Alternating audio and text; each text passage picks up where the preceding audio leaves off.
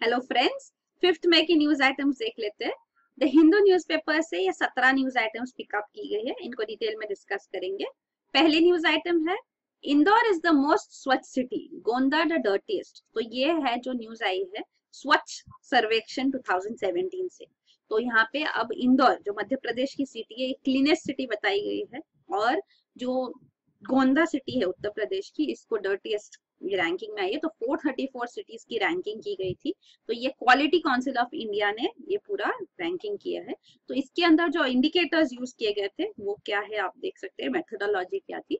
तो यहाँ पे सिटीजन फीडबैक लिया गया, तो पीपल्स फीडबैक को 30% वेटेज है, डायरेक्ट ऑब्जर्वेशन को 25% वेटेज, और म्यूनिसिपल डॉक्यूमेंटेशन को 45% वेटेज। तो इस बेसिस पे ये सर्वे किया गया। और जो एरियाज ऑफ इवैल्यूएशन थे कि कौन से फैक्टर्स के ऊपर इवैल्यूएशन करना है, तो वो था municipal solid waste, door to door collection, sweeping and transportation, तो ये उसके ऊपर 40% वेटेज था।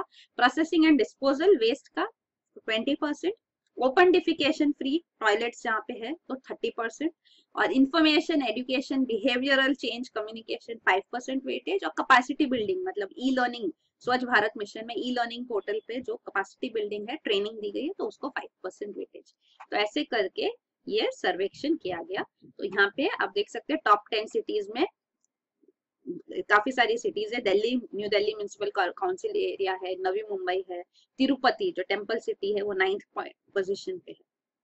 गुजरात से सबसे ज्यादा सिटीज है, इसके अंदर 12 सिटीज है टॉप 50 में। नेक्स्ट है मध्य प्रदेश जिसमें 11 सिटीज वहां की टॉप 50 में है। तो ये एक पॉइंट ये भी रखा गया है, तो ये सब स्टेट्स का दिया गया है। और एक पॉइंट ये भी रखा गया कि इंदौर एक्चुअली इन 2016 रैंकिंग उनका रैंक था 25, तो इस साल उसका रैंक 1 हो गया है। मैसूरू जो फर्स्ट रैंक पे थी लास्ट ईयर, अब 5 पे आई है। तो कई कई सिटीज में ये भी मानना है कि ये सिटीजन फीडबैक की वजह से भी काफी ड्रास्टिक चेंजेस हुए हैं इस रैंकिंग में, कोई कम हो गया है, कोई बहुत ज्यादा हो गया। तो ये रिजल्ट्स सामने आए हैं। फिर अगला न्यूज आइटम है, high court upholds life for 11 in Bilkis Bano case. तो ये पोस्ट गोधरा राइट्स केस है। तो गोधरा इंसिडेंट जो हुआ था, ये गुजरात में एक स्टेशन है, यहाँ पे एक ट्रेन को आग लगा दी गई थी। तो उसके बाद जो हिंदू मुस्लिम राइट्स हुए थे उनमें से एक प्रोमिनेंट केस है, ये है बिल्किस बानो केस। तो ये 19 ईयर ओल्ड गर्ल थी, प्रेग्नेंट थी, 5 मंथ्स प्रेग्नेंट थी, विजिबली प्रेग्नेंट। इनके फैमिली मेंबर्स को मार दिया गया, इनका गैंग रेप हुआ, एंड विलेजर्स जो इनके विलेज के लोग थे जिनको जानते थे उन्होंने ये रेप किया। तो ये केस अहमदाबाद कोर्ट में चल रहा था, लेकिन बाद में इसको शिफ्ट किया गया क्योंकि ये फियर्स थे कि विटनेसेस को हैरेस किया जाएगा, उनको अप्रीहेंशन थी, उनको हार्म किया जाएगा। तो इसीलिए केस बॉम्बे शिफ्ट हुआ। तो मुंबई में बॉम्बे हाई कोर्ट ने ये हियरिंग की। 2008 में इसका जजमेंट आया जिसमें ये 12 लोग थे, उनको लाइफ इम्प्रिजनमेंट सेंटेंस हुआ, कन्विक्शन हुआ। तो उन्होंने ये अपील किया था और अब ये अपील का रिजल्ट आया है बॉम्बे हाई कोर्ट में। तो ये अपील में ये कन्विक्शन अपहोल्ड किया गया है। प्लस जो 5 पुलिस ऑफिसर्स थे और डॉक्टर्स थे जो इसमें इन्वॉल्व थे, जिन्होंने फैक्ट्स को छुपाया, एविडेंस छुपाया, उनको भी अक्विट किया गया था पहले, अब उनको कन्विक्ट माना गया, उनको भी इम्प्रिजनमेंट और फाइन होगी। तो ये न्यूज है। फिर अगला न्यूज आइटम है, commando killed 19 injured in landmine blast in Gadchiroli. तो ये गढ़चिरौली डिस्ट्रिक्ट है मध्य प्रदेश में। तो यहाँ पे IED, improvise explosive device trigger किया गया, एक पुलिस ऑफिशियल की डेथ हो गई और 19 लोग इंजर हो गए। तो ये माओविस्ट एक्ट जो है ये गढ़चिरौली डिस्ट्रिक्ट महाराष्ट्र में अब हुआ है। तो हमने पहले भी डिस्कस किया, सुकमा डिस्ट्रिक्ट छत्तीसगढ़ में ये इंसिडेंट हुआ, जो नेबर है, ये Gadchiroli is adjoining to Chhattisgarh, और फिर ओडिशा में भी ये इंसिडेंट हुआ। तो ये माओविस्ट इंसिडेंट्स अब हो रहे हैं महाराष्ट्र में। यहाँ पे गढ़चिरौली डिस्ट्रिक्ट में 2014 से काफी माओविस्ट एक्टिविटीज कम हो गई थी, लेकिन अब 1 दिसंबर 2016 में एक इंसिडेंट हुआ और उसके बाद फिर से अब गढ़चिरौली में ये आईईडी एक्सप्लोजिव ब्लास्ट हुआ। तो ये नेक्सलिज्म के बारे में है। तो ये इंपॉर्टेंट, ये रीजन है जहाँ पे नेक्सल एक्टिविटीज प्रोमिनेंट है। तो यहाँ पे आप देख सकते हैं महाराष्ट्र का ये रीजन, छत्तीसगढ़ वगैरह, आंध्र प्रदेश, तेलंगाना, ये इन्वॉल्व। अगला न्यूज आइटम है, India first village of books opens. तो ये विलेज ऑफ बुक्स महाराष्ट्र में सातारा डिस्ट्रिक्ट में भीलर विलेज है। तो ये महाबलेश्वर जो एक हिल स्टेशन है उसके काफी क्लोज है, और यहाँ पे मेजर ऑक्यूपेशन लोगों का स्ट्रॉबेरी कल्टीवेशन है। तो यहाँ पे एक विलेज ऑफ बुक्स इसको बनाया गया है, तो यहाँ पे मराठी वर्नाक्युलर लैंग्वेज में काफी कलेक्शन यहाँ पे अवेलेबल किया गया है। तो ये न्यूज है। फिर अगला न्यूज आइटम है CIC seeks details of action against former chief justice. तो ये सेंट्रल इंफॉर्मेशन कमीशन ने सुप्रीम कोर्ट इंफॉर्मेशन कमिश्नर और लॉ मिनिस्टर को कहा है कि सारा डिटेल्स दिए वो उनके सामने रखा जाए रिगार्डिंग कंप्लेंट जो आया था कि farmer chief justice of India Altamash Kabir के ऊपर एलिगेशन थे कि जजमेंट लीक किया गया इन 2003। तो 2003 में जो जजमेंट उनको देना था, तो जजमेंट देने से पहले ही ये पूरा जजमेंट एक प्राइवेट वेबसाइट के ऊपर अपलोड किया गया before the judgment is given. तो ये जो एक वेल्लोर क्रिश्चियन मेडिकल कॉलेज का मैटर था उसका ये 2013 का इशू था, तो इसके ऊपर एक्शन क्या लिया गया वो क्वेश्चन किया गया है। तो सेंट्रल इंफॉर्मेशन कमीशन कह रहे हैं कि जजेस को, former justice, chief justice of India, farmer CGI, इनके ऊपर एक्शन लेने के लिए लॉज रेगुलेशंस नहीं है। तो वो ये लैक्यूने इन्होंने भी हाईलाइट किया कि जो अब हम देख रहे हैं जैसे जस्टिस कर्नन का भी देख रहे हैं कि कोई एक्शन लेने के लिए कोई एवेन्यू नहीं है, क्योंकि जजेस को इंडिपेंडेंस ऑफ जुडिशरी अपहोल्ड करने के लिए काफी कुछ रेगुलेशंस नहीं होते हैं। तो उस वजह से अब उनको उनके ऊपर एक्शन लेने के लिए इम्पीचमेंट के अलावा और कोई स्टेप नहीं है। तो ये लैक्यूने अब हाईलाइट किया गया इसमें भी। Central information commission is the body, statutory body है under RTI, right to information act. तो जब आरटीआई अपील की जाती है तो वो मतलब कंप्लेंट्स होती है कुछ आरटीआई रिलेटेड, तो पीआईओस के पास वो इंफॉर्मेशन जाती है। जैसे ये इंफॉर्मेशन ऑफिसर है, public information officer, supreme court में भी होते हैं। तो ये पीआईओस से फिर वो ऊपर जाके जब कंप्लेंट्स होती है तो वो स्टेट इंफॉर्मेशन कमीशन को भी जाती है, और वहां से अपील में सेंट्रल इंफॉर्मेशन कमीशन के पास भी आती है। तो ये जो ह्यूमन राइट, ये आरटीआई एक्टिविस्ट जो है उन्होंने यहाँ पे सुभाष अग्रवाल, उन्होंने ये फाइल किया था पिटीशन सुप्रीम कोर्ट में इस मैटर पे, पर उनको कोई रिस्पांस सही से मिला नहीं। तो अब सेंट्रल इंफॉर्मेशन कमीशन ने कहा है, उन्होंने कंप्लेंट यहाँ पे भी की, तो अब उन्होंने कहा है कि सारी डिटेल्स मिलनी चाहिए रिगार्डिंग कौन से जजेस के ऊपर क्या एलिगेशंस है। तो विदाउट गिविंग नेम्स पर ये सारे मैटर्स सामने आने चाहिए। तो ये कमीशन के बारे में, तो एक चीफ इंफॉर्मेशन कमिश्नर होता है और at least not more than maximum 10 information commissioners होते हैं। ये प्रेसिडेंट अपॉइंट करते हैं अंडर द आरटीआई एक्ट, और स्टेट इंफॉर्मेशन कमीशन भी वैसे ही होते हैं जो कंप्लेंट्स के ऊपर एक्शन लेते हैं। They also have the power of a civil court in this inquiry, वो इंक्वायरी कर सकते हैं और ये सिविल कोर्ट का पावर उनके पास होता है। फिर अगला न्यूज आइटम है Pakistan seizing boats from Indian waters, claim Gujarat fisherman. तो ये पाकिस्तान मैरीटाइम सिक्योरिटी एजेंसी जो है उन्होंने काफी सारे गुजराती फिशरमैन को यहाँ से अरेस्ट कर लिया है, और काफी सारी उनकी फिशिंग बोट्स भी ये इनके पास है, पाकिस्तान के पास। तो ये सामने आ रहा है। तो इंटरनेशनल मैरीटाइम बाउंड्री लाइन है, इवन जो वाटर बॉडी है, तो इंडिया पाकिस्तान का बॉर्डर जो है वाटर बॉर्डर भी होता है, क्योंकि कितना टेरिटोरियल वाटर पाकिस्तान को बिलोंग करेगा और कितना इंडिया को। तो ये जो इंटरनेशनल मैरीटाइम बाउंड्री लाइन है, तो अब यहाँ पे गुजरात में क्लेम्स किए जा रहे हैं कि पाकिस्तानी मैरीटाइम सिक्योरिटी एजेंसीज ये बॉर्डर लाइन के अंदर भी आके यहाँ से फिशरमैन को अरेस्ट कर रही है और उनकी बोट्स को सीज कर रही है। तो ये मैटर इवन सेंट्रल गवर्नमेंट के सामने लाया गया है और ये इशू रेस किया गया है। तो काफी सारे पाकिस्तानी फिशरमैन भी गुजरात के जेल्स में है, लेकिन वो काफी कम है। इंडिया के काफी ज्यादा अरेस्ट किए गए फिलहाल। तो ये इशू एक आया है सामने। फिर अगला न्यूज आइटम है no media glare for South Asia satellite. तो जो साउथ एशिया सैटेलाइट अब लॉन्च की जा रही है GSAT-09, तो ये GSLV F09 पे लॉन्च की जाएगी। हमने इसको ऑलरेडी डिस्कस किया, सार्क सैटेलाइट कहा जाता है इसको। जैसे तो यहाँ पे जो 8 मेंबर्स है सार्क के, तो 7 इन्वॉल्व हो गए यहाँ पे पाकिस्तान को छोड़ के। तो ये 2014 में प्राइम मिनिस्टर ने अनाउंस किया था। तो ये मेजरली कम्युनिकेशन सैटेलाइट बताई गई थी, हमने इसको फर्स्ट में कोई डिस्कस किया है।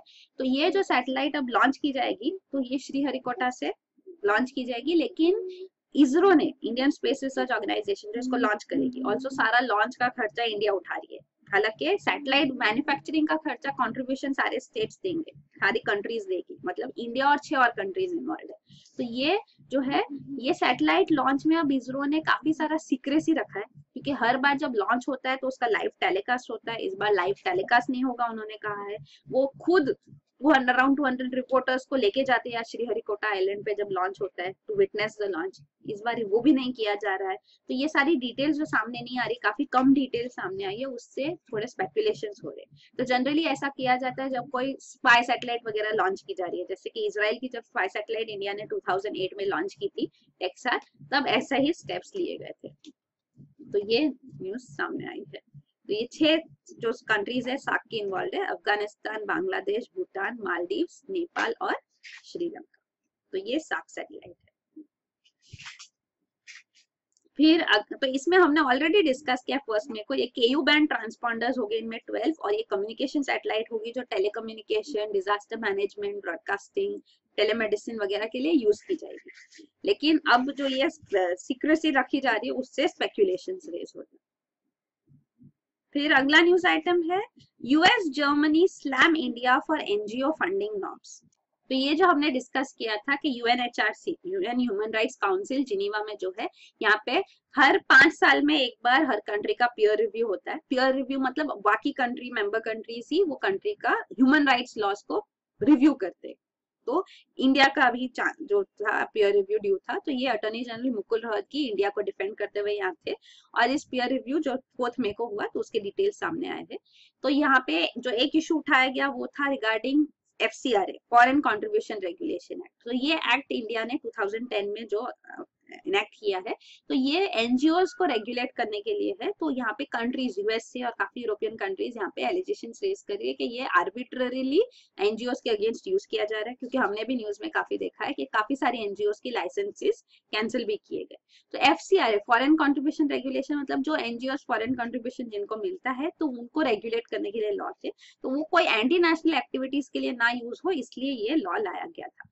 तो अब यहाँ पे जो FCRA एक्ट के अंदर जो स्टेप्स लिए गए, तो उसमें अटॉर्नी जनरल ने, मुकुल रोहतगी ने इसको डिफेंड किया, कहते हुए कि FCRA एक लेजिटिमेट लॉ है कंट्री का, और जो एनजीओज इंडिया में ऑपरेट करना चाहती है उनको ये लॉज फॉलो करने हैं। तो ये डिफेंस था।